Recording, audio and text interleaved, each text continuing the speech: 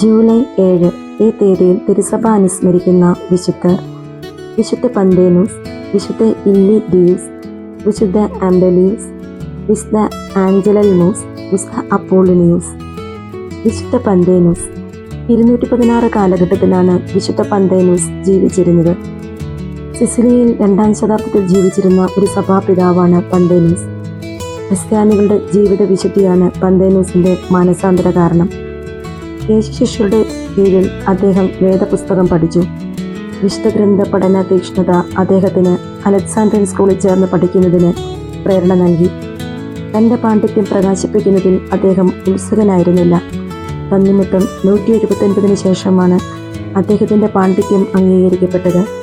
അദ്ദേഹം പ്രവചനങ്ങളും സുവിശേഷങ്ങളും വ്യാഖ്യാനിക്കാൻ തുടങ്ങിയതോടെ അലക്സാണ്ട്രിയൻ സ്കൂൾ വളരെ പ്രശസ്തി ആർജിച്ചുവെന്ന് അലക്സാണ്ട്രിയയിലെ വിശുദ്ധ ക്ലെമന്റ് പ്രസ്താവിക്കുന്നു. അലക്സാണ്ട്രിയയുമായി വ്യാപാരം തുടങ്ങിയിരുന്ന ഇന്ത്യക്കാർ പന്തേനൂസിനെ ബ്രാഹ്മണരോട് വാദപ്രതിവാദം നടത്തുന്നതിന് വേണ്ടി ക്ഷണിച്ചു. വിശുദ്ധ പന്തേനൂസ് ഇന്ത്യയിൽ വന്നപ്പോൾ അവിടെ വിശുദ്ധ മത്തായിയുടെ സുവിശേഷത്തിൻ്റെ ഒരു പ്രതി ബർത്തലോമിയോ ശ്ലീഹ കൊണ്ടുവന്നിരുന്നതായി പറഞ്ഞത് കേട്ടു. അവിടെ കുറേ നാൾ പഠിപ്പിച്ചതിന് ശേഷം അദ്ദേഹം ആ ഗ്രന്ഥം അലക്സാണ്ട്രിയയിലേക്ക് മടക്കിക്കൊണ്ടുപോയി. അലക്സാണ്ട്രിയയിലേക്ക് എത്തിയ ശേഷം അദ്ദേഹം അധ്യാപനം തുടർന്നു. വിശുദ്ധൻ്റെ അവസാന നാളുകൾ എത്യോപ്യയിൽ ചെലവഴിച്ചുവെന്ന് ഒരഭിപ്രായമുണ്ട്.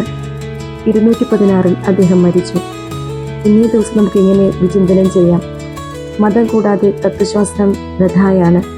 വ്യാജതത്വങ്ങൾ നമ്മളെ വഴിതെറ്റിക്കാതിരിക്കാൻ ആവിഷ്കൃത മതം നമ്മളെ സഹായിക്കും. വിശുദ്ധനായ പന്തേനൂസെ, ലോകസമാധാനത്തിന് വേണ്ടി പിതാവായ ദൈവത്തോട് നിരന്തരം മധ്യസ്ഥം വഹിച്ച് പ്രാർത്ഥിക്കണമേ.